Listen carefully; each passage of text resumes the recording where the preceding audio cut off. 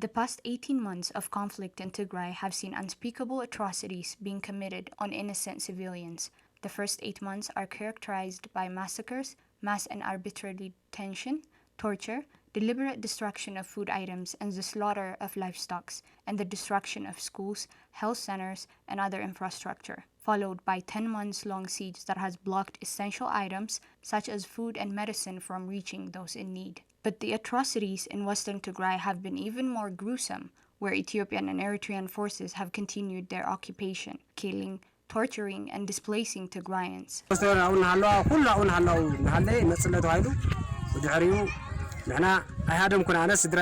We heard that they were coming. My family ran away, but I didn't. I stayed to gather my livestock and my irrigation equipment. At 5 o'clock, both the Ethiopian and Eritrean troops came to our area. There were also tanks. When they started shelling, I stopped what I was doing and ran away as well. While running away, we were separated from our families, so we were running in darkness. Some of us are still unable to find some members of our family. After having turned western Tigray into a living hell for Tigrayans, Ethiopian forces blocked the route to Sudan, forcing more than 1 million Tigrayans displaced from western Tigray to travel deep into the region, where the Ethiopian government has discontinued basic services such as telecommunication and banking, as well as blockade on aid. I feel like no man in uniform is safe for them. A combination of ethnic Amhara militias from the Amhara ethnic group allied with the government, soldiers from neighboring Eritrea, soldiers from the Fano Amhara ethnic militia. Even here in Hamdaed, just a few months ago, this was a safe haven for Tigrayans. There were so many refugees that were able to cross here. Now they're describing to us a toxic mix of all of those forces, the ethnic militia, the Fano militia, the Eritrean soldiers, blocking them just from across the river from where we're standing here, from coming to safety. Even here in Hamdaed, they feel that shadow, Jake. They feel that fear.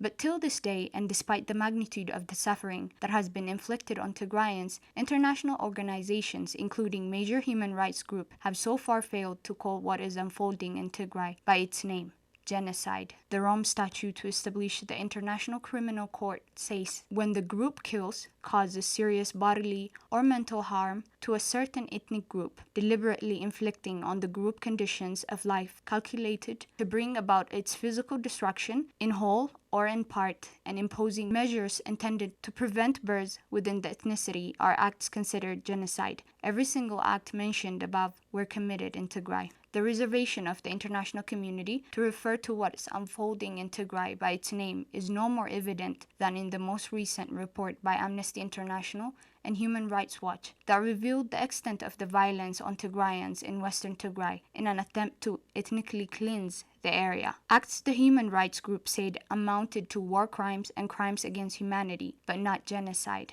Something human rights expert Mabrahatom Fitui identifies as a major shortcoming. As you can see in the investigation, there is murder, there is massacres, there is torture.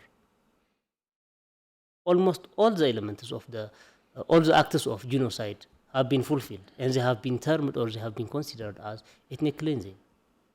And so ethnic cleansing, the one who is claiming that it is ethnic cleansing shall believe that the mental element is not fulfilled.